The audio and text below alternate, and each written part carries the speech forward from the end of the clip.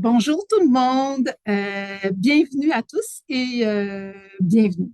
Donc, je m'appelle Maître Sylvie Dulude et je suis membre du Barreau de Montréal et coprésidente du Comité des rendez-vous Visée droit. En débutant, permettez-moi de remercier les bibliothèques de Montréal et particulièrement celles du Vieux-Saint-Laurent et Parc Extension qui ont collaboré à la mise en place et à la diffusion de cette conférence. Sachez également que des consultations juridiques gratuites auront lieu le samedi 28 mars 2026 au Palais de justice de Montréal dans le cadre des portes ouvertes Visée droit. Vous pouvez retrouver la programmation sur le site visédroit.com. Veuillez noter qu'il y aura également une période de questions à la fin de la présentation. Tout au long de la conférence, vous êtes invité à inscrire vos questions dans la section questions-réponses située au bas de votre écran et Medion se fera un plaisir d'y répondre au fur et à mesure ou lors de cette période dédiée à la fin de la présentation. Alors, sans plus tarder, j'ai le plaisir de vous présenter notre conférencier du jour, Medion. Bonjour, Maître Dulude. Merci beaucoup. Donc, je vais vous présenter Medion, admis au barreau du Québec en 2017, après une carrière de près de 10 ans en communication comme designer graphique. Medion a depuis principalement travaillé pour le Centre communautaire juridique de Montréal à titre d'avocat. Il y a occupé différents postes dans différents bureaux, en droit civil d'abord, puis en droit criminel. Il a de même été directeur du bureau Centre-Sud sur une base intérimaire en 2023. Son intérêt pour le droit et les communications l'a aussi amené à travailler comme vulgarisateur juridique chez Éducalois en 2022, avant de revenir à l'aide juridique. Medion travaille aujourd'hui au bureau criminel et pénal euh, et est directeur du bureau civil Maisonneuve-Mercier. Alors, soyez le bienvenu, Medion, et la parole est à vous. Merci.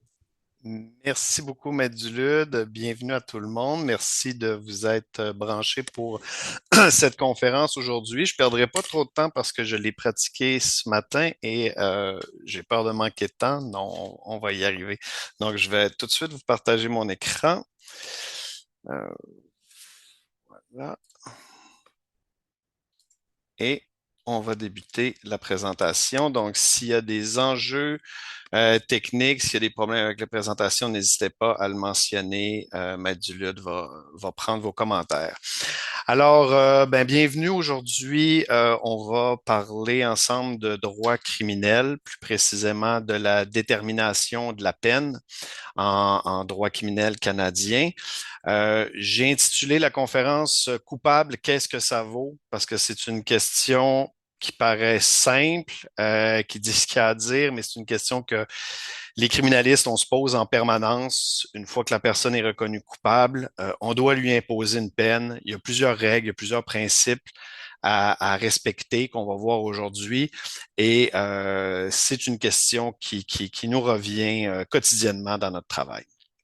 Je vais préciser là, que je vais utiliser le terme délinquant pour parler de la personne qui est reconnue coupable. C'est tout simplement parce que c'est le terme du code criminel. Donc, la personne n'est plus, c'est plus un accusé et il a été reconnu coupable. Donc, on dit que c'est un délinquant. Je me permets d'utiliser le terme uniquement au masculin, tout simplement pour simplifier la présentation et la clarté. Là, mais on s'entend qu'évidemment, ça peut s'appliquer autant aux hommes qu'aux femmes. Donc, sans plus tarder, on va commencer la présentation avec une petite intro qui est une citation. Elle n'est pas de moi, elle est de la Cour suprême du Canada, qui nous dit que la détermination de la peine, c'est davantage un art qu'une science.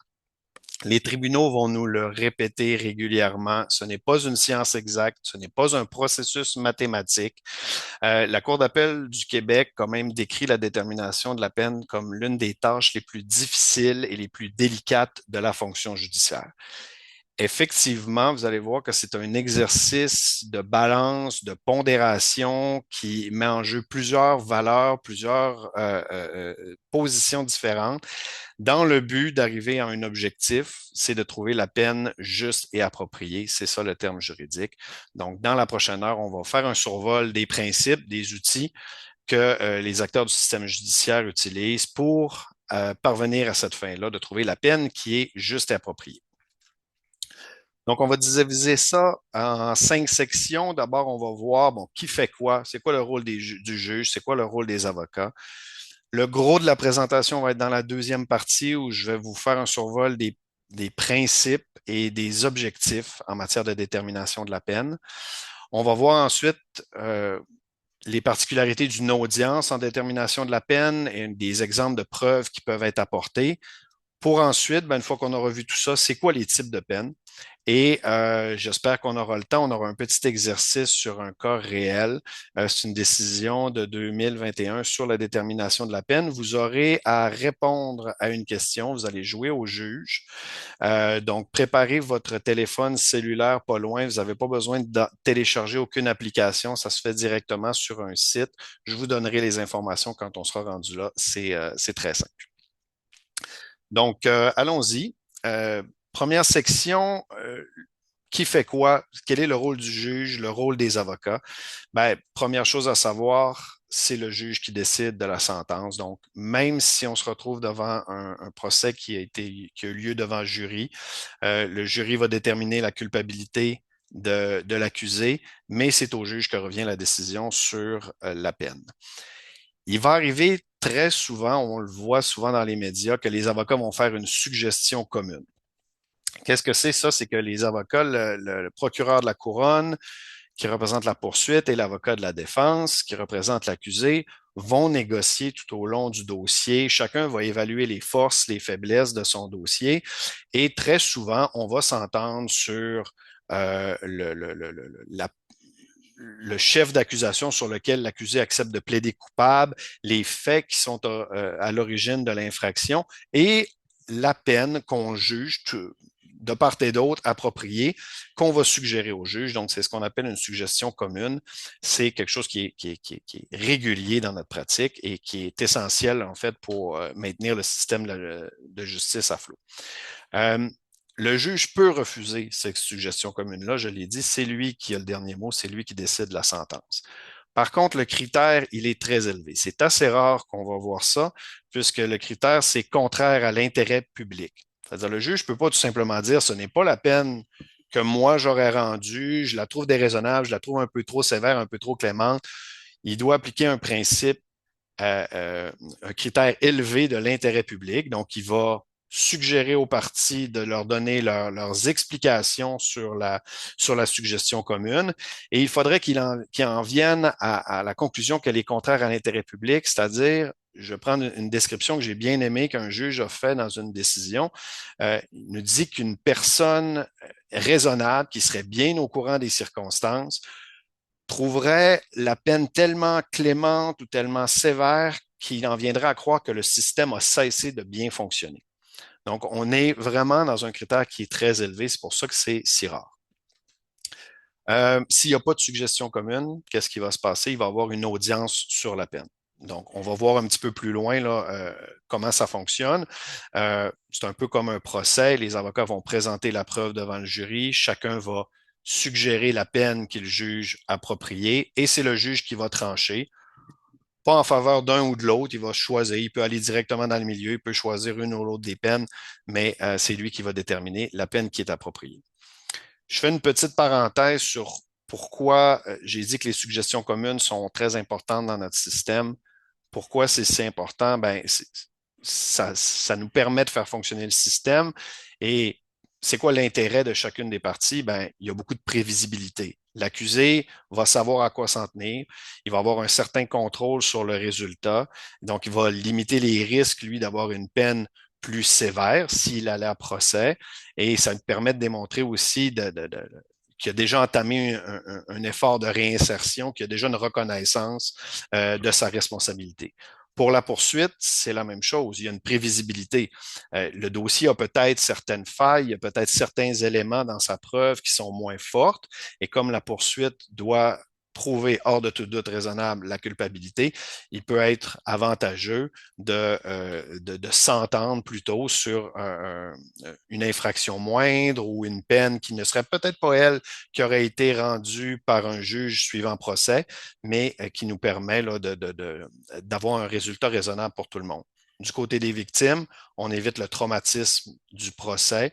Donc, c'est un élément qui est important à considérer. Et pour l'ensemble de la société, pour le système, ben, on évite des frais importants. Un procès de 3, 4, 5, 6 jours, c'est très coûteux, c'est très demandant au système. Donc, il y a un avantage là. Alors, c'est pour ça que les suggestions communes sont si importantes à notre système. La plus grande partie de la présentation, c'est la prochaine, les principes, les objectifs de détermination de la peine, qu'on retrouve essentiellement dans le Code criminel. C'est la loi, la principale loi en matière de justice criminelle. Donc, le Code va prévoir plusieurs principes, objectifs qui doivent nous guider, qui doivent guider le juge dans l'exercice de de faire une mise en balance des différents facteurs qu'on va voir. Le principal, il y a un principe qui est fondamental, le Code criminel l'appelle d'ailleurs comme ça, le principe fondamental, c'est le principe de la proportionnalité. C'est lui qui doit toujours être au cœur de la réflexion. Donc, qu'est-ce que ça veut dire, le principe de proportionnalité? Ça veut dire que la peine juste et appropriée, elle doit être proportionnelle d'abord à la gravité de l'infraction et ensuite au degré de responsabilité du délinquant. On va y aller un petit peu en détail. La gravité de l'infraction. Plus l'infraction est grave, évidemment, plus on s'attend à une sentence qui devrait être sévère. On va regarder deux facteurs. On va regarder la gravité dite objective et la gravité subjective. Gravité objective, très facile, le Code criminel nous donne des chiffres. Chaque infraction va avoir une peine maximale prévue au Code criminel. Plus la peine est élevée, plus on va juger que la gravité de l'infraction, la gravité objective de l'infraction est élevée. J'ai fait des petits tableaux pour montrer un exemple. Bon, dans le premier tableau, on a trois types de voies de fait qui augmentent en gravité.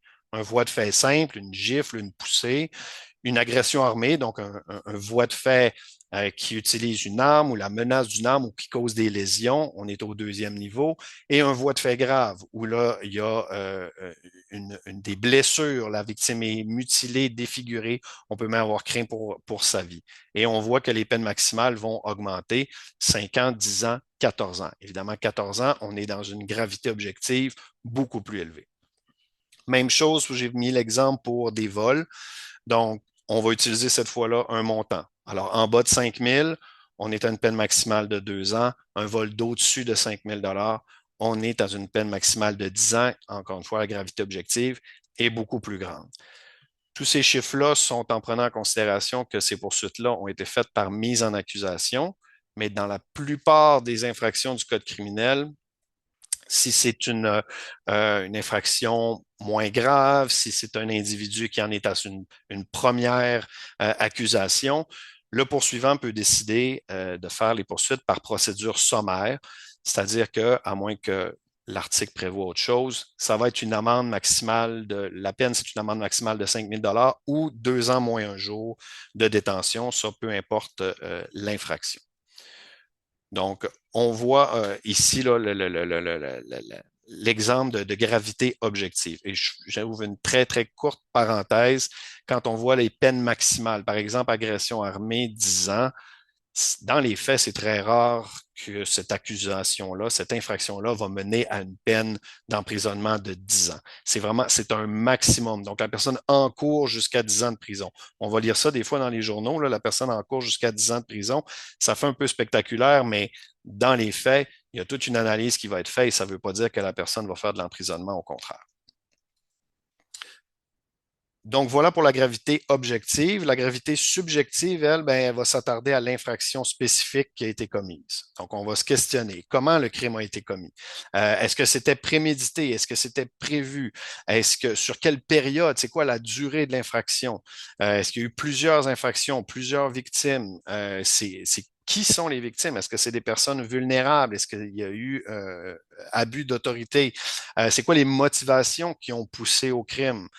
On s'entend que on n'aura pas la même gravité de, par exemple, un vol pour des besoins de subsistance de quelqu'un qui a besoin de manger versus un vol qui est commis pour le lucre ou pour la vengeance. Ben, on n'est pas dans la même gravité. C'est quoi les conséquences du crime aussi? Donc, c'est quoi le préjudice qui a été subi par les victimes, par la société?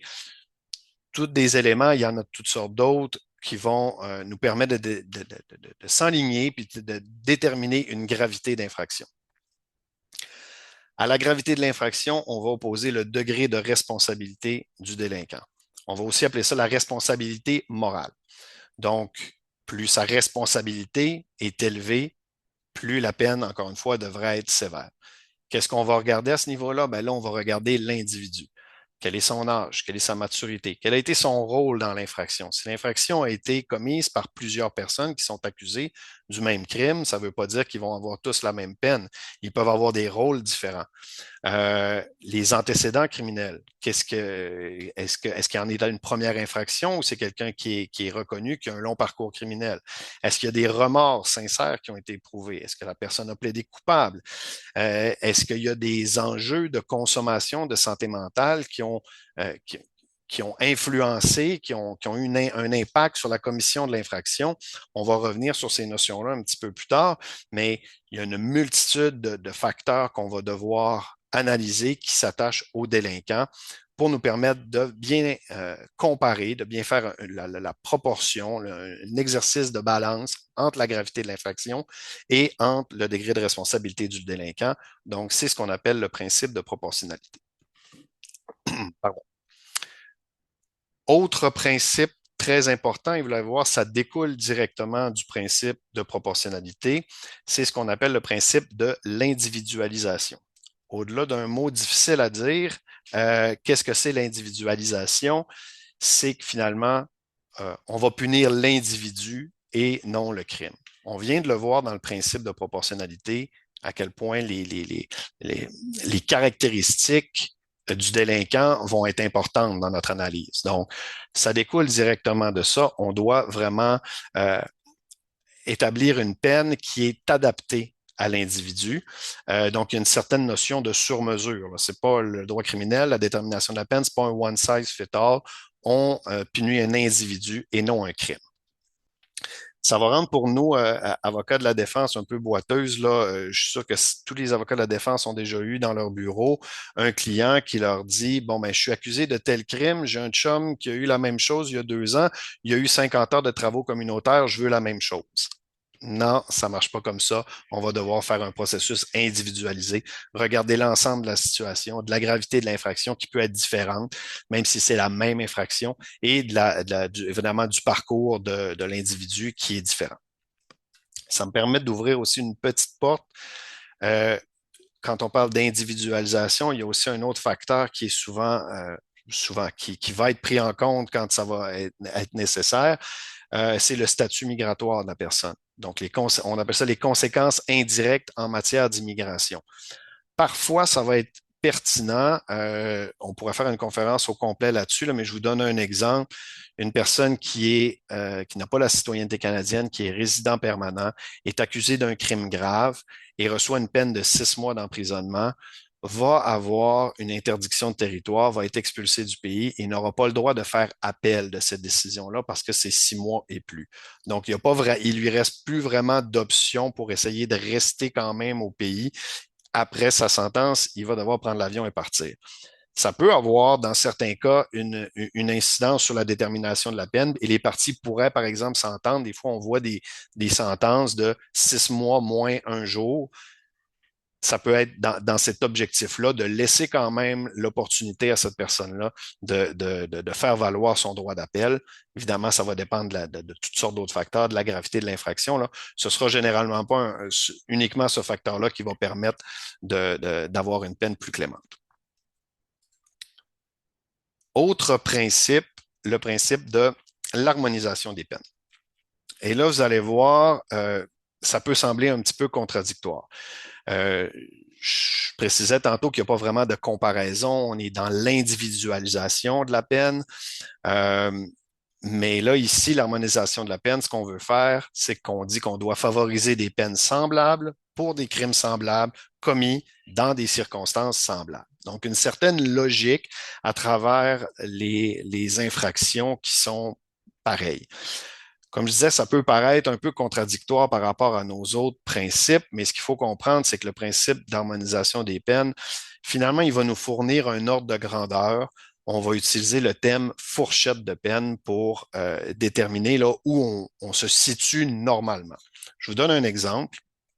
Une décision de la Cour d'appel de 2012 où la Cour a fait l'analyse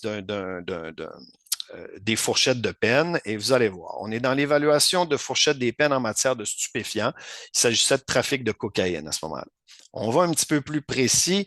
La Cour dit que c'est des accusations de trafic au profit d'une organisation criminelle qui s'applique dans cette fourchette-là.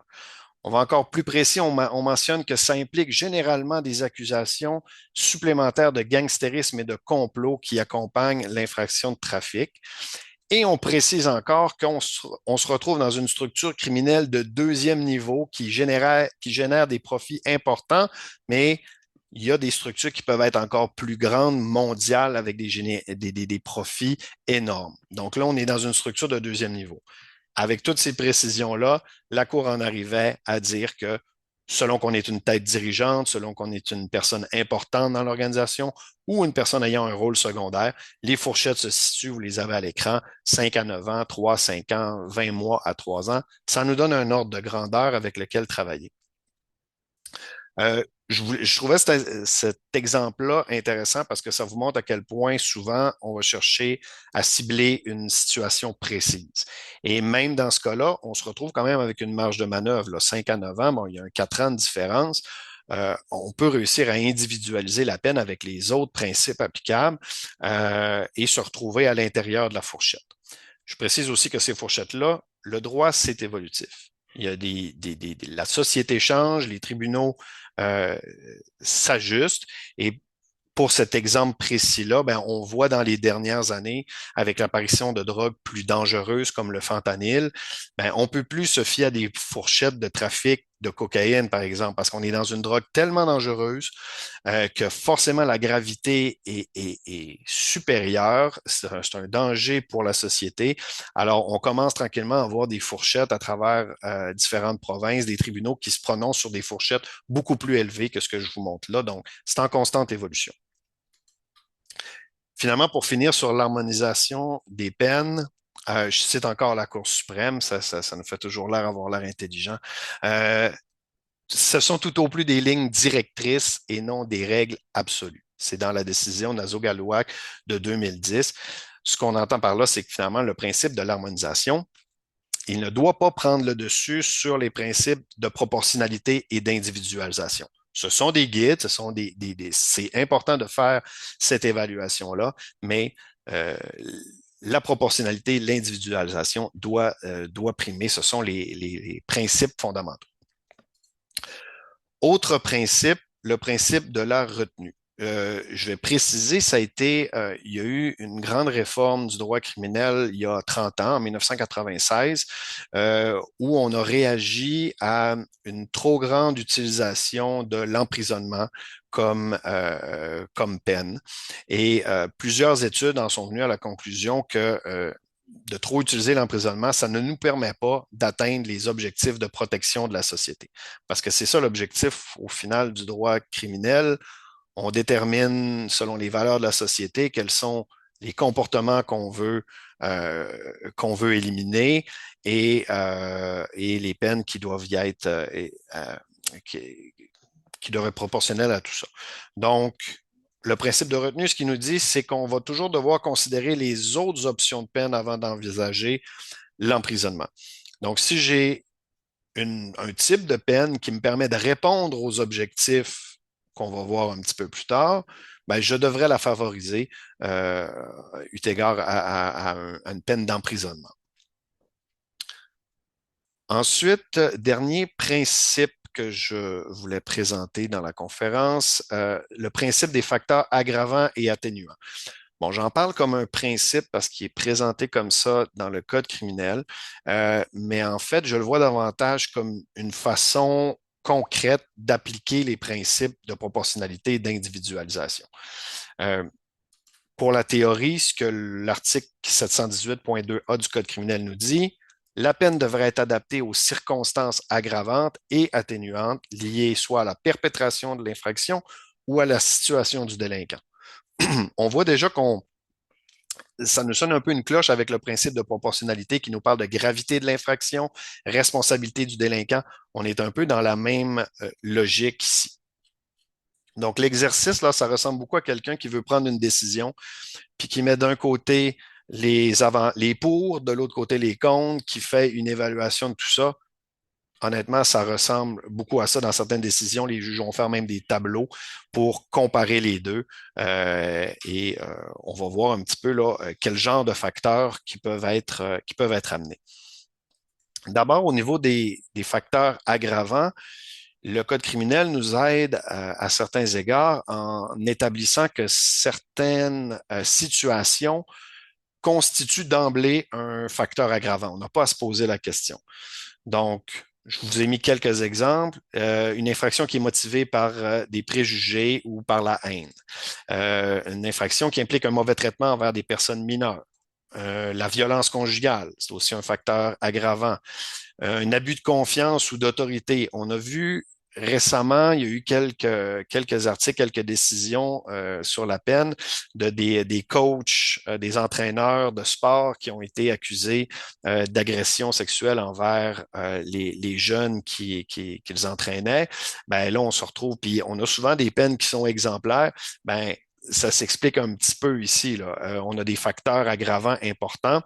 Mauvais traitement envers une mineure, abus de confiance. Souvent, il y a plusieurs victimes. Donc, ce sont des facteurs qu'on doit absolument considérer. Aussi, si l'infraction est au profit d'une organisation criminelle, ça va être un facteur aggravant. Il y en a d'autres, je ne voulais pas toutes les lister, mais vous donner une idée. Il y a aussi des facteurs aggravants qui sont liés à une infraction spécifique. Ce qu'on vient de voir, ça s'applique en général. Maintenant, si on prend l'exemple de la conduite avec les capacités affaiblies, ben, le Code criminel nous dit qu'il y a certains éléments qui vont être un facteur aggravant qu'on doit prendre en compte. Par exemple, une alcoolémie élevée, supérieure à 120 mg par 100 ml de sang. La limite est 80 mg. Le fameux 0,08, c'est 80 mg. Donc là, on se situe là essentiellement à 150 Donc, on est dans une alcoolémie élevée. C'est un facteur aggravant. Si la personne avait des passagers de moins de 16 ans ou des personnes âgées, donc des personnes vulnérables à l'intérieur du véhicule alors qu'ils conduisent avec les facultés affaiblies, facteur aggravant. Il y avait une course ou une épreuve de vitesse, facteur aggravant. Ou si la personne conduisait contre une rémunération, chauffeur de taxi, chauffeur Uber, se fait prendre en conduite avec les facultés affaiblies, automatiquement, ça va être un facteur aggravant. Il y a aussi la personne qui conduit sans permis, la personne qui conduit un poids lourd. Donc, il y a toutes sortes d'éléments qui peuvent augmenter la sentence à ce niveau-là. Au-delà des facteurs qui sont prévus dans le code criminel, ben là, c'est presque sky's the limit, je dirais. Là, il y a une multitude de circonstances qui vont être à évaluer. C'est du cas par cas. Je vais en lister quelques-uns, puis vous expliquer un peu comment ça peut influencer, soit d'un facteur aggravant ou d'un facteur atténuant. D'abord, on va considérer l'âge, la maturité du délinquant. Une personne qui est jeune, qui est coupable d'une première infraction, on peut penser qu'elle agit par inexpérience, par immaturité. La perspective de réhabilitation va être considérée meilleure. Ça va être un facteur atténuant. Ce ne sera pas le cas si le jeune, malgré qu'il est jeune, est à sa 4e infraction du même genre. Évidemment, ce facteur-là va avoir beaucoup moins de poids.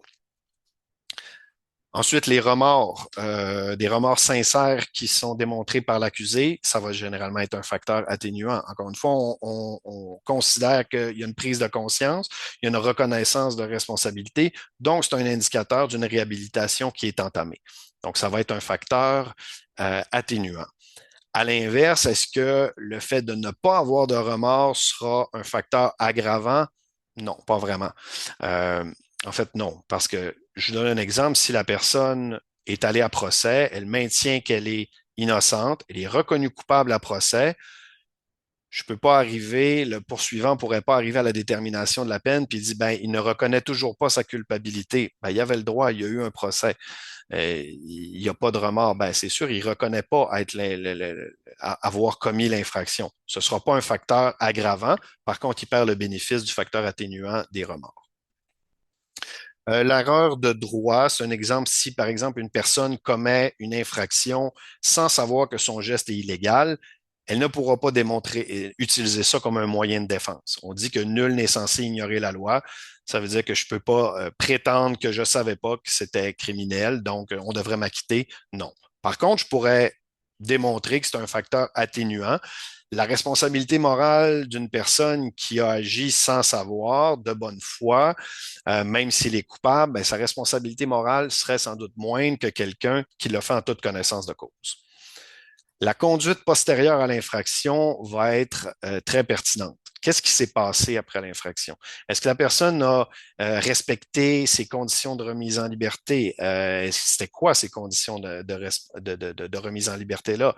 Est-ce qu'elle a adressé des problématiques qui avaient un lien avec l'infraction, thérapie des émotions, de gestion des émotions, thérapie de consommation de drogue ou d'alcool.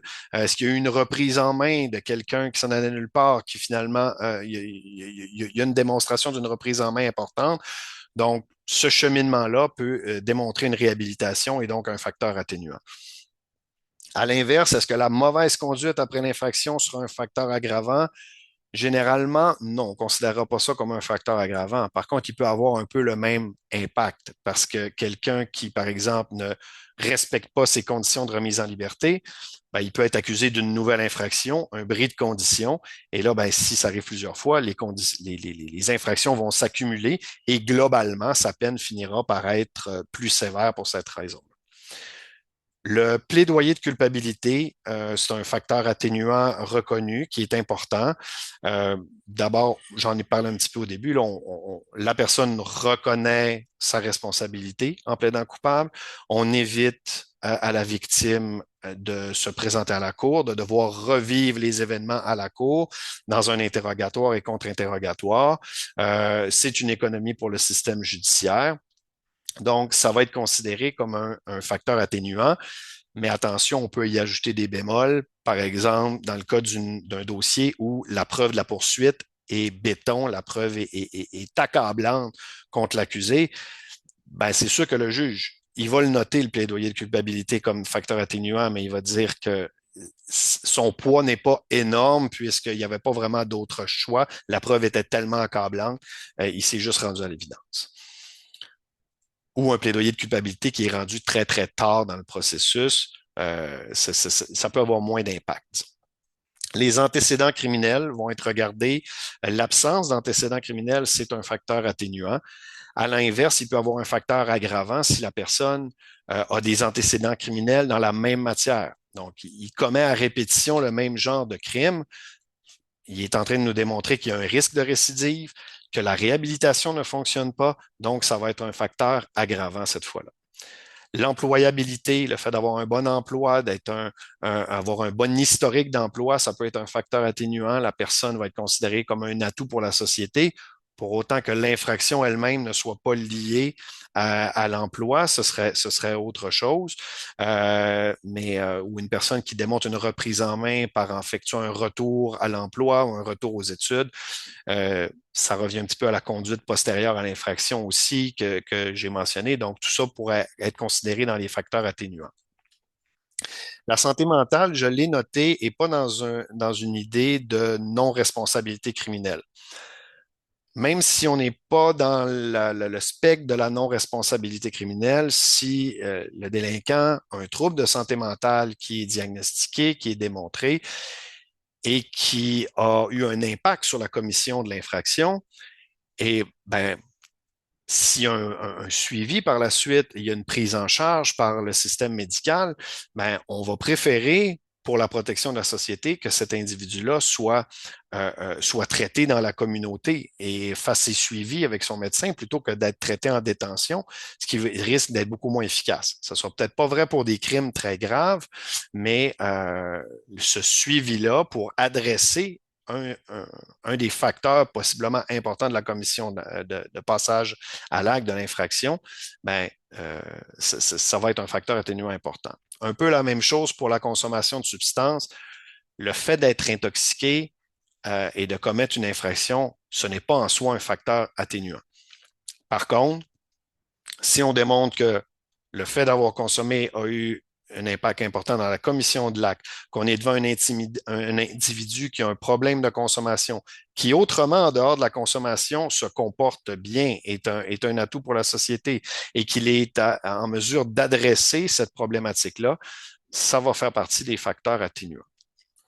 La préméditation, je l'avais mentionné un petit peu plus tôt, je crois, mais un crime qui a été préparé, qui a été prémédité, c'est un facteur aggravant important puisqu'on démontre une grande responsabilité morale. La personne a eu le temps d'y réfléchir et de passer à l'acte. Un peu la même chose pour la durée de l'infraction. Si l'infraction s'étire dans le temps, ben, on va considérer que la responsabilité est plus grande. La personne a pris consciemment le choix de poursuivre avec l'infraction. Donc, ça démontre une responsabilité morale plus grande et donc un facteur aggravant. Par la suite, donc ça fait le tour de nos objectifs. Vous voyez, les facteurs aggravants atténuants, je pense que j'aurais pu en dire pendant encore une heure.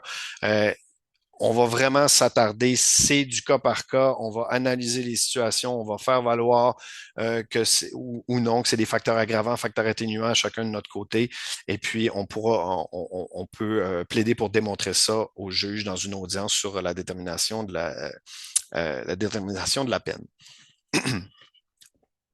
Autre règle importante à tenir en compte, ce sont les objectifs. Donc, les objectifs dans la détermination de la peine, essentiellement, là, je ne l'ai pas rédigé, mais je vous le lis, c'est de protéger la société et de contribuer au respect de la loi et au maintien d'une société juste, paisible et sûre par l'infliction de sanctions justes. Bon, c'est bien beau tout ça, mais plus concrètement, qu'est-ce que ça veut dire? Le Code criminel prévoit 6 objectifs qui peuvent être visés selon le cas. Le tribunal peut décider de mettre l'accent un ou plusieurs de ces objectifs-là selon l'infraction, selon l'individu. Quels sont-ils? On a dénoncé le comportement et le tort causé.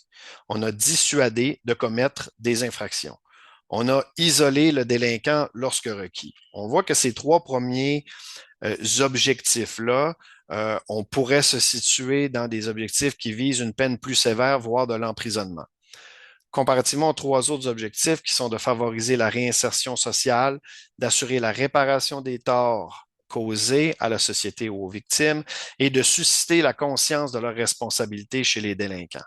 Là, on voit qu'on est ailleurs, on est dans des objectifs qui se prêtent mal à l'emprisonnement. On veut favoriser la réinsertion, réparer les torts causés, c'est difficile quand on est à Bordeaux. Même chose pour susciter la conscience des responsabilités chez le délinquant. On est vraiment dans une approche de réparation. Je vais m'attarder spécifiquement à 3 de ces objectifs-là qui reviennent plus souvent dans la jurisprudence afin de les expliquer un petit peu plus. La dénonciation. Je l'ai mentionné tantôt, le droit criminel, c'est un reflet des valeurs de la société. Il définit des comportements qui sont inacceptables, qu'on juge dans la société canadienne inacceptables. Donc, qu'est-ce qu'on veut faire par la dénonciation? On veut exprimer la réprobation de la société à l'égard de l'infraction commise. Donc, la peine à ce niveau-là, c'est un moyen par lequel la société communique ses valeurs et c'est le but de cet objectif de dénonciation. Autre objectif, la dissuasion, vont souvent ensemble. Dénonciation, dissuasion, on les voit très souvent ensemble. Dissuasion se décline en 2 formes. La dissuasion spécifique, on veut décourager le délinquant lui-même de récidiver. Bon, c'est assez facile à comprendre. Mon délinquant a commis une fraude, ben, je veux que la peine soit assez dissuasive pour l'empêcher de récidiver, pour ne pas qu'il commette des fraudes à nouveau. C'est assez simple. Euh, il y a aussi un autre aspect qui est la dissuasion générale, donc de décourager les membres du public qui pourraient être tentés de commettre la même infraction. La dissuasion générale, je vous avoue qu'elle est un peu plus critiquée, un peu plus remise en cause pour son efficacité. D'abord, si on fait une analyse bien rapide, on sent que ça contrevient un petit peu à nos principes de proportionnalité et d'individualisation, parce que finalement, j'en viens à punir plus sévèrement un individu pour servir d'exemple. Ensuite, ben, l'efficacité, il y a des juges qui nous mentionnent des fois que l'efficacité peut être un peu douteuse. En quoi rendre une sentence dans ma salle de cours devant un grand total de 0 personnes qui est du public va avoir quelque impact que soit sur le reste de la population. Bon, la question se pose, mais ça demeure un principe là, qui est reconnu. Ensuite, la réinsertion sociale. Donc, on est dans l'autre aspect, un aspect plus réparateur où où les objectifs ou disons, les peines d'emprisonnement vont être moins adaptées à ces objectifs-là. Euh, la réinsertion sociale, pardon, on suppose qu'un individu a la capacité de se reprendre en main, de s'améliorer. Et finalement, ce qu'on veut, c'est réformer le délinquant en vue de sa réintégration dans la société en tant que citoyen respectueux des lois. Plusieurs décisions de la Cour suprême citent des auteurs qui vont voir ces objectifs-là comme une meilleure protection de la société, puisqu'on s'attarde à la base de l'infraction. On essaie d'aller chercher les causes de la commission de l'infraction. Donc, ça va être vu comme des solutions à plus long terme, plus économiques, plus humaines et qui correspondent mieux aux valeurs de la société. Là, on voit ça souvent chez les auteurs. Donc, je vais faire maintenant un rapide survol de ce qu'on vient de voir. On vient de passer les principes, les objectifs. Alors, j'ai une personne qui est coupable. Je dois déterminer, en fait, on doit déterminer la peine. Qu'est-ce qu'il faut regarder? Ben, j'ai mon principe de proportionnalité, qui est le principe fondamental. Qu'est-ce qu'il me dit? C'est que je dois regarder la gravité de l'infraction, subjective, objective, et qu'elle doit être proportionnelle à la responsabilité morale du délinquant. Ensuite, ma peine, elle doit être individualisée. Donc, je punis l'individu et non le crime. Je dois penser à mon harmonisation des peines. Il y a une certaine logique qui doit aller avec ce qui est normalement donné dans ce genre de crime-là, dans ces circonstances-là. Attention, je dois faire preuve de retenue. Est-ce que j'ai une autre peine possible qui n'implique pas de l'emprisonnement et qui répondrait à nos objectifs? Pour ça, je tiens en compte de mes facteurs aggravants et atténuants que je vais lier à la personne ou au crime et dont je vais faire une balance. Ensuite, quels objectifs je veux viser avec ma sentence? Est-ce qu'il s'agit de dénoncer, de dissuader, d'isoler le délinquant ou je veux plutôt favoriser sa réinsertion, réparer les torts ou conscientiser? Beaucoup de choses qui nous amènent finalement à notre objectif. Boum, la peine juste et appropriée. Voilà. Donc, vous voyez, il y a beaucoup de choses. C'est complexe, c'est délicat, c'est des valeurs qui s'affrontent souvent. C'est un exercice qui demande de la réflexion, qui demande une sérieuse objectivité. Et donc, c'est souvent, c'est pas rare qu'on voit des jugements sur la détermination de la peine là, qui font plusieurs pages. Et donc, c'est difficile. Des fois, on voit des articles dans les journaux qui nous résument ça en quelques paragraphes et qui se positionnent.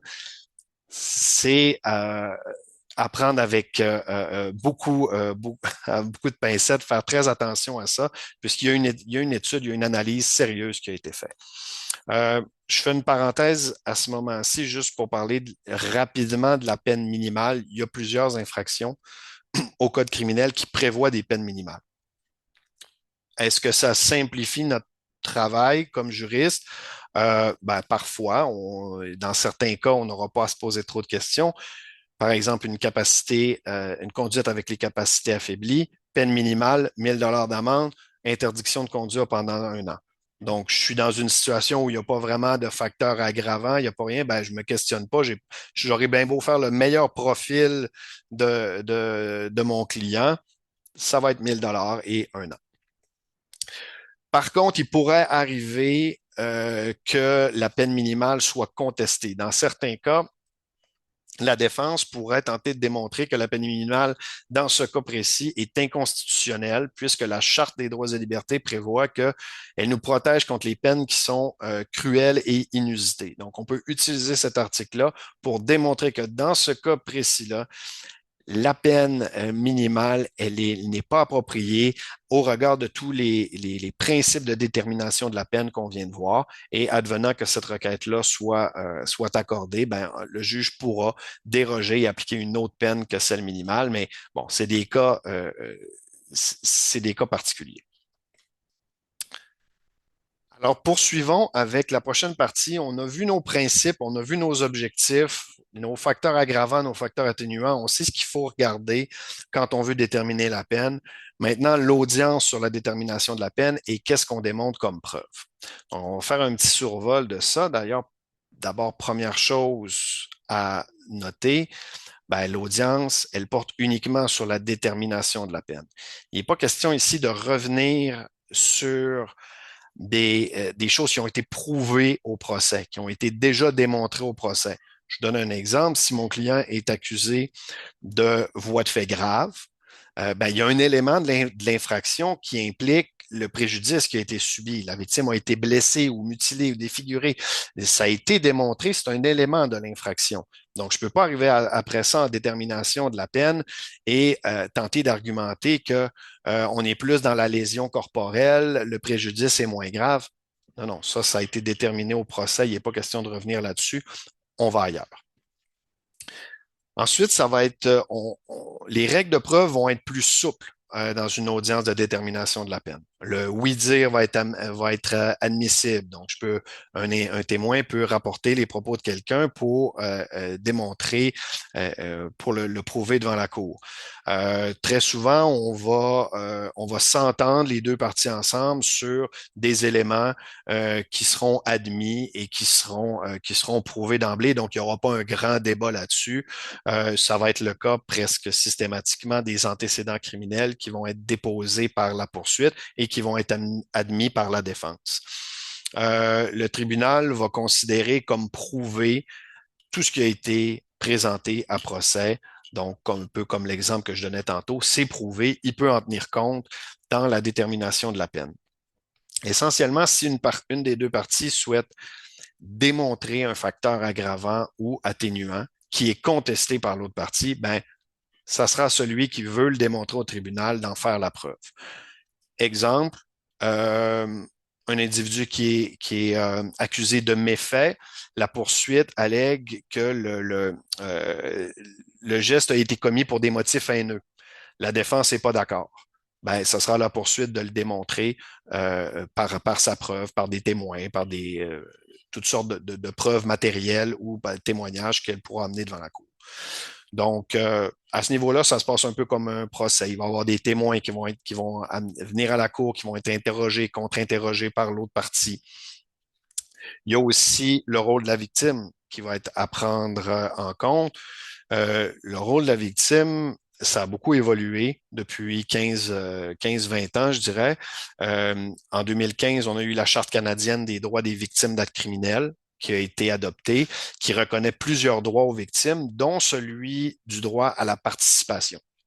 S'il y a droit à la participation en matière de détermination de la peine, c'est qu'elle a le droit de participer à cette audience-là, en fait, à l'évaluation. Comment ça se passe? C'est par la déclaration de la victime. Donc, dans un dossier criminel, au début du processus, généralement, la poursuite va demander à la victime de faire une déclaration. Pas pour.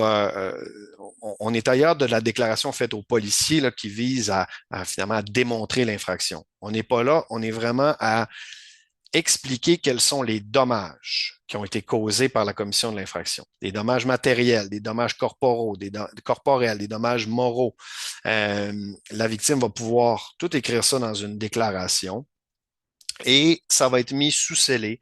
Donc, on va garder cette déclaration-là dans le dossier. Elle n'est pas accessible à personne jusqu'à ce que l'accusé soit effectivement reconnu coupable ou qu'il plaide coupable, auquel cas on va ressortir cette déclaration-là. Le juge va en prendre compte.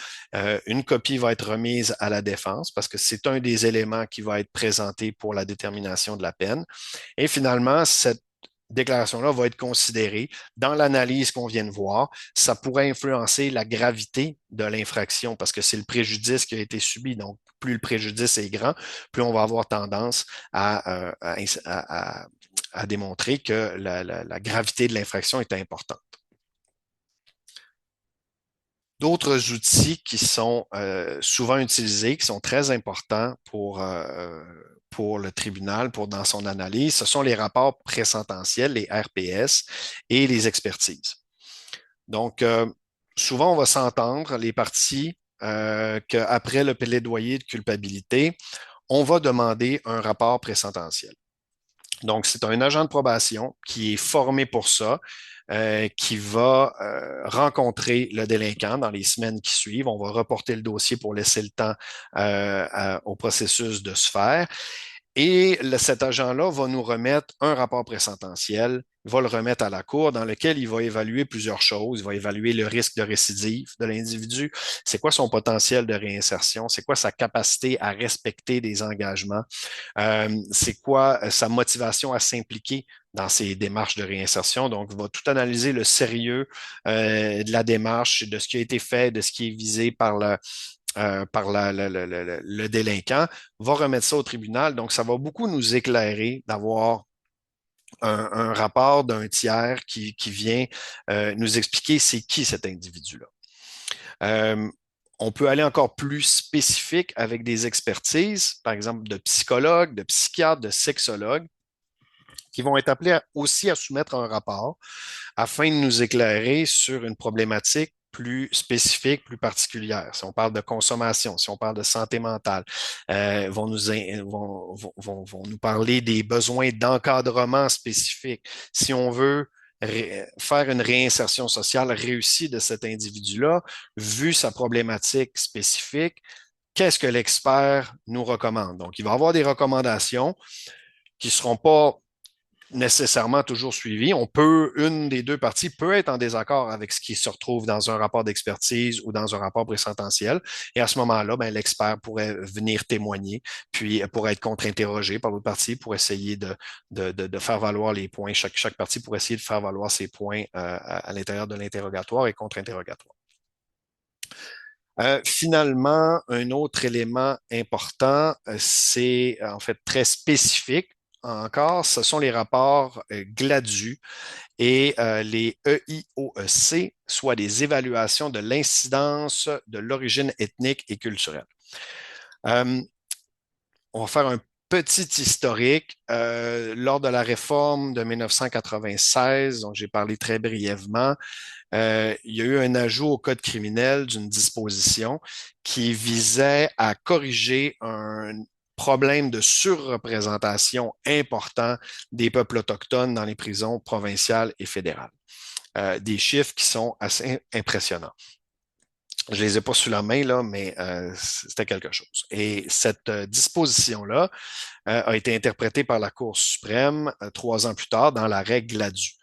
Et ils sont venus la Cour suprême est venue nous enligner, nous dire comment faire, comment appliquer cette disposition-là. Et finalement, qu'à chaque fois qu'on se retrouve lors de la détermination de la peine d'un délinquant issu d'un peuple, d'une communauté autochtone, le juge doit tenir compte d'abord des facteurs systémiques et historiques qui ont un lien avec la criminalité chez les peuples autochtones et chez l'individu, l'impact que ça a pu avoir chez l'individu. Donc, toute la discrimination qui a eu lieu, on peut penser au pensionnat, on peut penser, bon, qu'est-ce que cet individu-là a vécu dans sa communauté et qu'est-ce que c'est la discrimination systémique qui a eu lieu, a pu avoir comme effet sur sa criminalité. Et aussi, on va devoir prendre en considération les procédures, les sanctions qui peuvent être appropriées à l'égard de ce délinquant-là en raison de son héritage ou de ses attaches autochtones. Donc, il y a un mode de vie qui est très différent, il y a le droit autochtone est différent. Donc, pour être sûr de bien comprendre et de revenir finalement à notre principe de base de l'individualisation de la peine, on doit avoir des informations sur cette situation-là. Concrètement, on va demander à des professionnels de faire un rapport GLADU qui vient du nom de la décision de la Cour suprême. Donc, c'est des gens qui connaissent spécifiquement les réalités autochtones, qui connaissent la communauté culturelle du délinquant, qui connaissent les ressources disponibles, qui connaissent leur réalité et qui vont faire, un peu comme dans le cas d'un rapport présententiel, une évaluation de l'individu et faire des recommandations quant à la peine qui serait appropriée et quant au comment faire un peu comme je le disais tantôt, comment faire pour quels sont les meilleurs moyens pour faire une réinsertion sociale qui va être efficace avec cet individu-là. C'est loin d'être un automatisme. C'est pas le simple fait d'avoir un délinquant autochtone. Ça ne suffit pas à avoir une peine plus clémente. C'est pas comme ça que ça marche. C'est vraiment une application du principe de l'individualisation. C'est un outil supplémentaire pour évaluer la responsabilité morale du délinquant. Les EIO-EC, c'est un peu la même chose. Ils ont fait les manchettes il y a quelques mois parce qu'on n'en avait pas vu beaucoup au Québec. Ça existait déjà depuis un certain temps dans d'autres provinces. Et finalement, c'est un peu le même principe. Mais là, plutôt qu'être envers un délinquant autochtone, on va parler d'un groupe racial culturel qui, lui aussi, a fait l'objet d'une injustice historique et une discrimination raciale de longue date. Donc, dans la jurisprudence récente, ce qu'on a constaté, c'est des cas de délinquants qui étaient issus de la communauté noire, qui est aussi surreprésentée dans les centres de détention. Donc, c'est un peu le même principe. Alors, je ne m'attarderai pas, là. C'est un peu le même principe du rapport GLADU, mais dans d'autres circonstances. Donc, ça fait le tour de comment, un petit survol de l'audience, du type de preuves qui peuvent être déposées. Alors, maintenant, évidemment, il faut déterminer quelle peine. Alors, ben, quels sont les types de peines qu'on peut appliquer. Je fais un petit tableau, une petite gradation. En bas, en vert, vous allez avoir la seule sentence qui permet d'éviter un casier criminel. En jaune, vous allez avoir des peines qui impliquent un casier criminel, mais qui ne constituent pas de l'emprisonnement. Et en rouge, vous allez avoir les différents types d'emprisonnement possibles. Première chose, l'absolution. Alors, absolution, la personne n'aura pas de casier criminel. Bien qu'elle ait été reconnue coupable de l'infraction, elle va être absoute conditionnellement ou inconditionnellement, ce qui fait qu'elle n'aura pas de casier criminel. Il y a plusieurs conditions à respecter. D'abord, il ne faut pas qu'il y ait de peine minimale, évidemment. La peine maximale doit être de moins de 14 ans et l'individu va devoir démontrer qu'il a un intérêt véritable à avoir une absolution et que ça ne va pas nuire à l'intérêt public. L'intérêt véritable, souvent, ça va être au niveau de l'emploi. Donc, une personne qui est sans antécédent, comme une infraction, s'il a un casier criminel, on sait d'emblée qu'il va avoir une perte d'emploi. Donc, condition, un impact supplémentaire important. Ça ne nuit pas à l'intérêt public. Évidemment, si son infraction est liée à son emploi, ça va être difficile pour lui de prouver que ça ne nuit pas à l'intérêt public. Bon, il y aura d'autres facteurs à considérer, mais ça sera au délinquant de démontrer que ces conditions-là sont respectées pour avoir une absolution. Maintenant, on monte dans la section jaune. Donc, on a un casier criminel. Tout en bas de l'échelle, je pourrais avoir une amende. On pourrait imposer une amende. Je précise que l'amende, par contre, elle peut être imposée en plus de toute autre peine. Donc, il pourrait avoir une peine autre et une peine d'emprisonnement même, et le juge impose une amende supplémentaire. J'ai vu Maître Dulude apparaître. Est-ce qu'on avait une question ou Non, je suis désolée. ça va? Mon lien avait disparu. Je suis vraiment désolée. On a Mm. accroché le bouton. Il n'y a pas de problème. Merci. Euh, la condition pour l'amende, ben, on va se questionner si la personne a la capacité de payer. Évidemment, sinon, on tourne en rond. Est-ce qu'il a la capacité de payer ou de s'acquitter, à tout le moins, dans un programme de travaux compensatoires? Est-ce que c'est possible? L'individu qui a qui n'a aucun moyen, qui n'a pas la santé nécessaire pour faire des travaux compensatoires, on se tire un petit peu dans le pied en lui donnant une amende, là. Il va nous revenir parce qu'il n'aura pas été capable de, le, de la respecter. Ensuite, les sentences suspendues. Là, on a un vaste étail de possibilités. Il y a beaucoup de choses de la sentence suspendue. Précisément, qu'est-ce que c'est une sentence suspendue? C'est que le juge va, ça le dit, suspendre le prononcé de sa sentence et va imposer une ordonnance de probation avec des conditions. 1 an, 2 ans, 3 ans, des conditions à respecter qui sont de tout ordre. Ça peut être, bon, ça peut aller, encore une fois, selon la gravité de l'infraction, on peut aller jusqu'à un couvre-feu. On parlait il va y avoir évidemment des interdictions de contact, de communication envers les victimes, envers les témoins. On peut imposer un suivi avec un agent de probation qui va pouvoir déterminer des thérapies pour, par exemple, adresser un problème de consommation qui vont devoir être suivis, sinon on va être en bris de conditions. On peut ajouter des travaux communautaires, jusqu'à 240 heures de travaux communautaires à faire sur une certaine période. Donc, il y a toutes sortes de conditions qu'on peut imposer pour dissuader la personne, mais aussi pour protéger la société et rencontrer tous nos objectifs de la peine. Conditions, ben, il ne faut pas qu'il y ait de peine minimale et on ne doit pas avoir, en fait, ça doit être approprié vu l'âge, la réputation du délinquant, la nature et la circonstance des infractions. Bon, c'est ce qui est indiqué dans le code criminel. Là, ça revient finalement beaucoup à notre évaluation qu'on a parlé, facteur aggravant, facteur atténuant, responsabilité morale du délinquant. Si on en vient à la conclusion que c'est approprié dans ce cas-là, le juge pourra donner une sentence suspendue. Qu'est-ce qui arrive si pendant sa probation, il est déclaré coupable d'une autre infraction? Ben, techniquement, le juge pourrait le ramener devant lui et rendre la sentence qu'il aurait rendue n'eût été de la sentence suspendue, qui pourrait être une peine d'emprisonnement.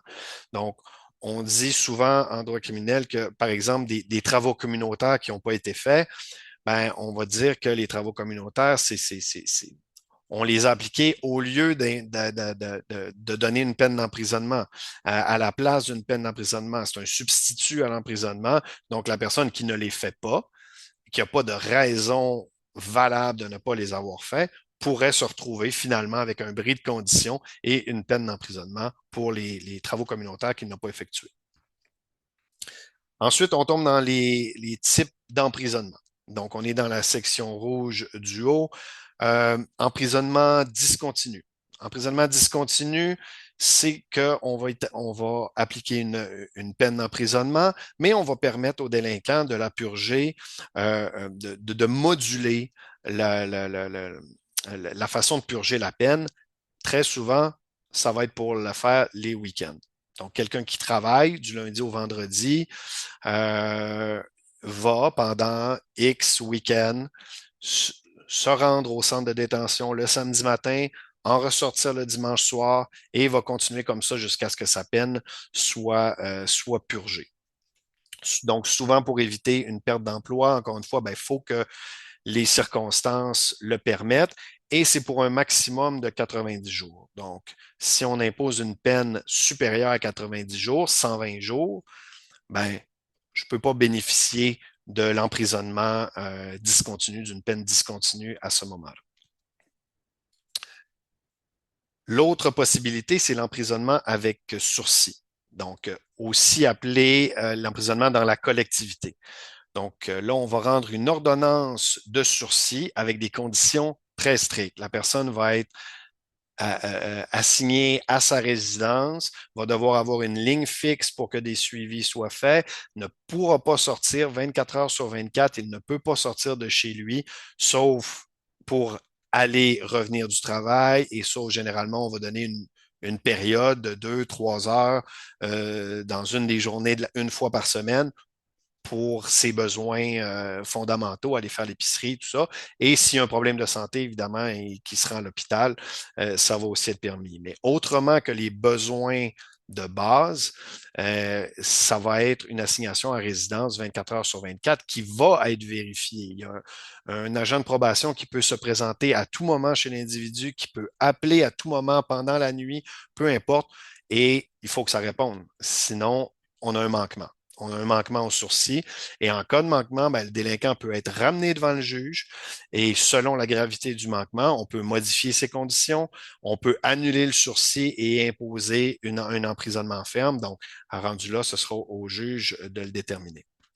Au niveau des conditions, encore une fois, il ne faut pas qu'il y ait de peine minimale.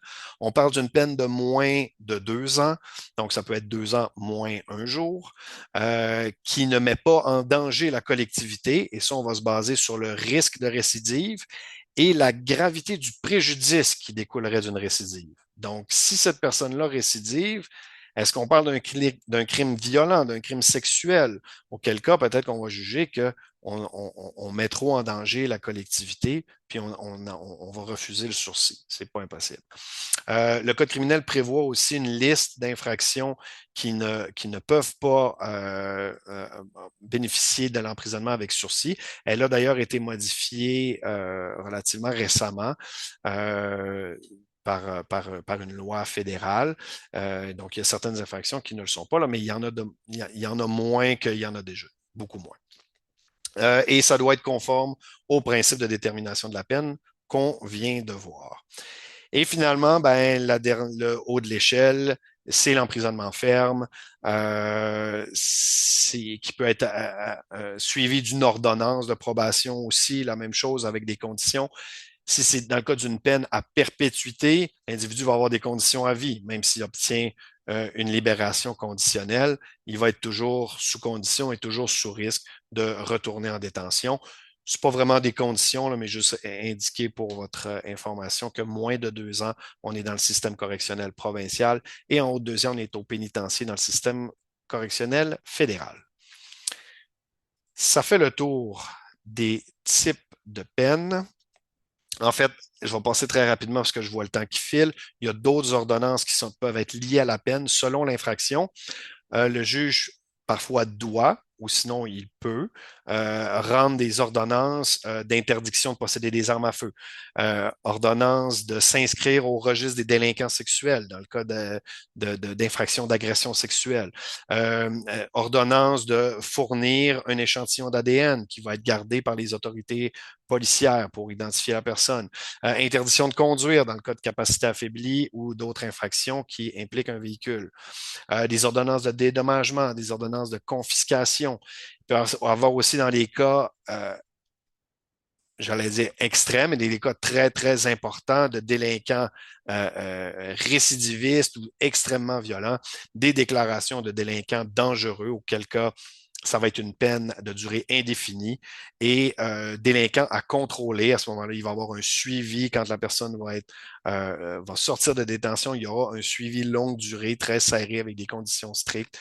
Donc, ce sont des statuts particuliers qui peuvent avoir. Là, c'est pour donner quelques exemples de choses qui peuvent s'ajouter à la peine. Voilà, alors on a fait le tour. À moins qu'il y ait des questions à répondre tout de suite, je vous suggérerais de faire un exercice sur le cas réel. Donc, prenez vos cellulaires, rendez-vous sur menti.com. Je vais arrêter le partage et je vais démarrer le questionnaire. Voilà. Ici, je vais repartager mon écran pour mettre la bonne page. Petite manipulation. Voilà, partager.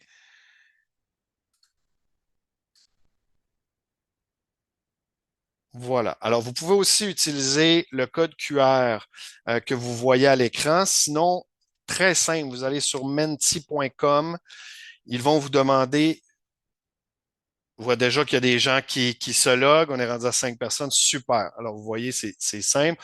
On est rendu à 7 personnes. Je vais vous laisser quelques secondes. Je veux pas, je vois qu'il est déjà 1h10 et je veux qu'on ait le temps de faire l'exercice. C'est vraiment un essai de ma part. J'ai hâte de voir ce que ça va donner comme résultat. On était à 12 personnes. Je ne sais pas c'était quoi on était combien en tout, là. Je n'avais pas les informations, mais je vais commencer de toute façon à vous expliquer. Euh, c'est issu, je vais vous présenter des faits. Vous allez jouer au juge. Donc, vous voyez la question. Nous étions 24. Bon, parfait. Il y a presque la moitié des gens qui sont connectés. Si vous avez des difficultés à vous connecter à menti.com ou vous n'avez pas votre cellulaire, oui, effectivement, vous pouvez prendre le code QR, ça fonctionne bien. Sinon, ben, je vous suggère de donner votre réponse dans le question-réponse, puis Maître Dulude pourra me faire part là, s'il y a des réponses qui sont déjà données. Là, il y a des gens deux personnes qui ont déjà répondu alors que j'avais pas donné les faits. Alors, je vous demanderai d'attendre un petit peu. C'est important de savoir sur quoi, qu'est-ce que notre délinquant fait avant de lui imposer 18 mois de prison. Euh, voilà, alors vous avez aussi, là, je ne sais pas si vous le voyez à l'écran, mais je sais que vous le voyez sur le téléphone. Je vous ai mis des points importants à noter qui reviennent à certains éléments qu'on a parlé durant la présentation, mais je vous fais un résumé des faits. Alors, on a un individu qui a été accusé de 3 chefs d'agression sexuelle. Je vais vous résumer les faits. Le premier chef, les 3 événements sont séparés, se passent en dedans de 3 mois. Euh, sur le premier chef, notre délinquant est dans l'autobus. Il sort à un arrêt en même temps que la victime, s'approche d'elle. Il y a une barrière de langue évidente, mais il lui demande son nom, son numéro de téléphone. La victime refuse. Il la suit et soudainement, il l'attire vers lui et l'embrasse de force. La victime se défend. L'accusé maintient son emprise, adosse la victime sur un véhicule qui était stationné, l'embrasse et tente de lui toucher les parties génitales. Par le bras, il tente de l'amener à l'écart, mais à ce moment-là, il y a une voiture qui passe. Il lâche son emprise, la victime se sauve. Fin de l'événement. Environ un mois plus tard, le délinquant dans l'autobus arrête à un arrêt, suit une victime inconnue. Il lui demande son nom. La victime ne répond pas et continue son chemin. Euh, le délinquant insiste et demande si elle a un copain. Il s'approche et lui touche la joue et une fesse. La victime se dégage. L'accusé la prend de force et lui touche les parties génitales. La victime se débat, se libère et se sauve. Encore un mois plus tard, délinquant est dans l'autobus, même modus operandi. Il suit et il débarque à un arrêt, suit une victime. Ce sont tous des femmes qu'il ne connaît pas. Suit une victime, lui demande l'heure. Il s'approche, il la prend par les épaules et il tente de l'embrasser. La victime le repousse et se sauve. Fin du 3e événement. Donc, ma question pour vous. Alors, je fais un petit résumé là, des points que vous devriez voir à l'écran. On a 3 chefs d'agression sexuelle. Ils plaident coupables aux 3 chefs d'agression. On est dans une gravité objective assez importante. C'est un maximum de 10 ans. Il n'y a pas de peine minimale. Les victimes sont inconnues et vulnérables, prises au hasard. Les gestes, je vous ai donné la trame factuelle. Visiblement, les gestes sont prémédités. On a 3 événements qui se passent en 3 mois. C'est un individu qui n'a aucun antécédent criminel. Il y a un rapport présententiel qui est fait. Il exprime des remords et de l'empathie envers les victimes qui sont considérées sincères. Il a 23 ans au moment des infractions. Il travaille et est le principal soutien financier de sa famille. Je vous en dis pas plus et je vous laisse voter. Est-ce que dans tous les cas, dans toutes les infractions, considérez qu'il y a une probation de 3 ans, dans tous les cas, avec des conditions qui impliquent notamment de la protection des victimes, donc interdit de contact, interdit de communication, il peut y avoir certaines autres conditions qui vont être appropriées. Est-ce qu'il va bénéficier d'une absolution conditionnelle? Est-ce que ça va être une sentence suspendue avec plusieurs conditions, dont 240 heures de travaux communautaires à effectuer? Est-ce qu'on va être dans la détention, mais avec 90 jours discontinués? Je pourrais même ajouter qu'il y a, dans ce cas-ci, 120 heures de travaux communautaires également à faire à l'approbation. Est-ce qu'on va se retrouver avec un emprisonnement avec sursis, donc dans la collectivité, entre 12 à 18 mois, avec des conditions strictes, comme je l'ai expliqué précédemment? Sinon, est-ce qu'on se retrouve dans un emprisonnement ferme, soit de 3 à 8 mois, de 9 à 18 mois, ou si on est dans une prison, on est ferme de plus de 18 mois? Je vous donne un indice au niveau de la fourchette des peines. Le juge va mentionner que pour les agressions sexuelles, compte tenu de la grande disparité entre les infractions possibles, on se situe entre l'absolution jusqu'à une détention de 23 mois. Donc, je ne pense pas que ça vous aide beaucoup dans cette analyse-là, la fourchette des peines, mais je vous laisse encore un petit moment pour répondre.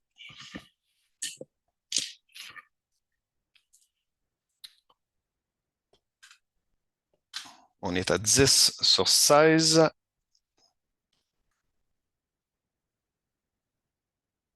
On a presque tout le monde, 12 sur 16. 13, 14. J'ai hâte de voir. Je vais vous donner, bien sûr, à la toute fin, la sentence qui a effectivement été rendue par le juge. On est à 14. Bon, je ne sais pas s'il y a un problème technique avec les deux derniers, mais toujours est-il que allons-y avec les réponses. Alors, une majorité de personnes, 29 est allée avec un 90 jours discontinu. Personne pour l'absolution, c'est pas surprenant. Sentence suspendue, quand même 14. On a quand même un grand pourcentage. On a 35 des gens qui y vont avec une prison ferme, une détention ferme de 9 mois et plus.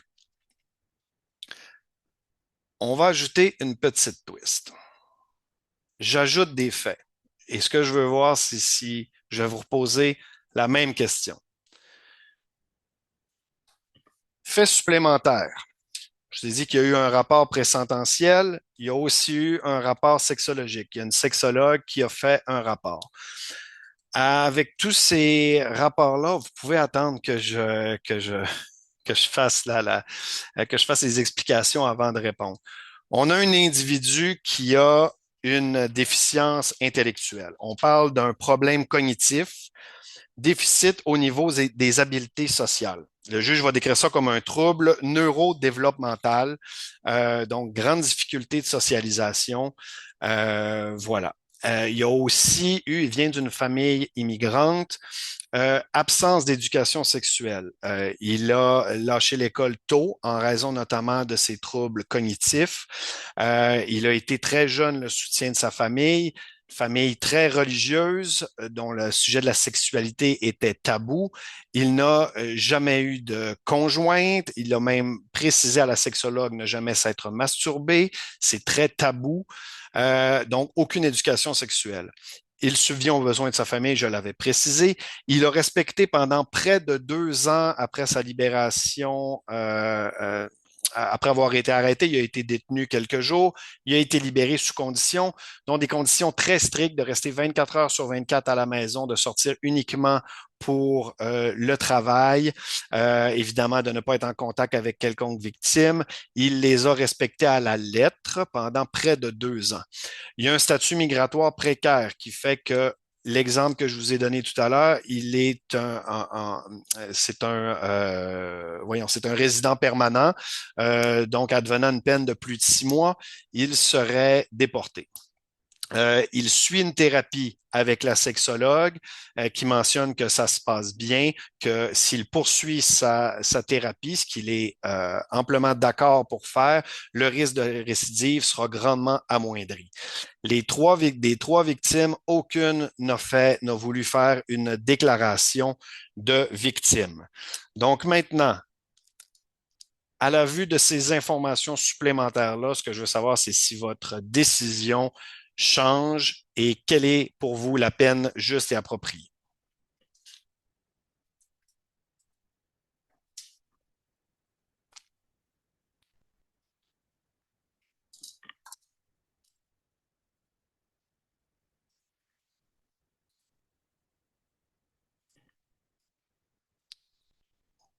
On est à 12 personnes. Est-ce qu'on va se rendre à 14? Est-ce qu'on va se rendre à 16 cette fois? On est à 14. Je laisse un petit 30 secondes, 10 secondes, 5 secondes. OK, on est peut-être les deux mêmes qui ont un certain problème avec leur téléphone. Allons voir les réponses. Est-ce que ça a changé? Oh oui. OK, ça a beaucoup, beaucoup changé. On est passé de 35% qu'on était à une prison ferme de 9 mois et plus à 7% seulement. Beaucoup de gens y vont même avec la sentence suspendue et même l'absolution. Donc, ça vous montre, là, c'était un exercice. Je suis content de voir, évidemment, j'ai joué avec les faits, on s'entend, mais c'est pour vous démontrer à quel point euh, c'est des gestes qui sont graves, là. On s'entend, c'est des infractions qui, à première vue, sont graves. Euh, mais on se, quand on ajoute tous les éléments, quand on connaît l'individu, quand on évalue sa responsabilité morale, l'impact qu'a sa déficience aussi, l'absence d'antécédents d'éducation sexuelle, ça a été un facteur très important dans la décision du juge. Et pour la petite histoire, c'est un dossier où le juge, ce qui était demandé par la poursuite était un emprisonnement de 18 mois, 6 mois sur chaque chef. Et finalement, le juge, nous en défense, on demandait 90 jours discontinués pour quand même refléter la gravité des accusations, avec une probation de 3 ans. Et c'est effectivement ce qui a été suivi par le juge. Il a été reconnu, il y a eu une sentence de 90 jours à purger de façon discontinue avec plusieurs conditions, dont une centaine d'heures de travaux communautaires, dont le suivi avec la sexologue qui devait se poursuivre. Donc, effectivement, Maître Duluth me mentionne, c'est une mise en application de l'individualisation de la peine. On est clairement là-dedans. Donc, je trouvais que c'était c'est pour ça que je voulais vous présenter ce cas-là. Ben voilà, je vous remercie de vous être prêté au jeu. Je vais arrêter le partage et ben, c'est ce qui met fin de mon côté à la présentation. J'espère que ça vous a plu parce que j'aimerais bien la refaire à un autre moment et l'améliorer. Maintenant, si vous avez des questions, je vous invite à les écrire on a encore 10 minutes. J'ai pris un petit peu plus de temps que prévu, mais voilà, je suis disponible pour des questions si vous en avez.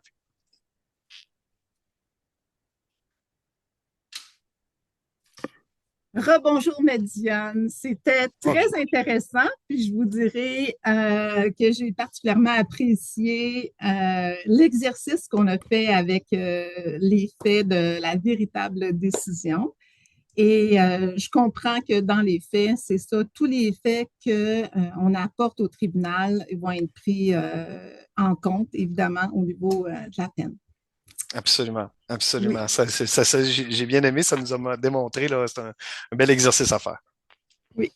Alors, je vous remercie infiniment. Donc, c'est ce qui conclut notre conférence aujourd'hui. Et au nom du Barreau de Montréal et à ses plus de 17 000 membres, je vous remercie pour votre précieuse collaboration. Je remercie à nouveau les bibliothèques du Vieux Saint-Laurent et Parc Extension. Merci également à vous tous pour votre participation, votre belle participation. J'espère que vous avez, comme moi, apprécié la présentation. Nous vous donnons rendez-vous à la journée porte ouverte au Palais de justice de Montréal et à la Cour d'appel qui est organisée le samedi 28 mars 2026. Il y aura des consultations juridiques gratuites, un procès simulé inédit et bien plus encore. Pour en savoir plus, visitez le site visedroit.com. Bonne journée à tous. Merci. Merci, Madeleine. Merci.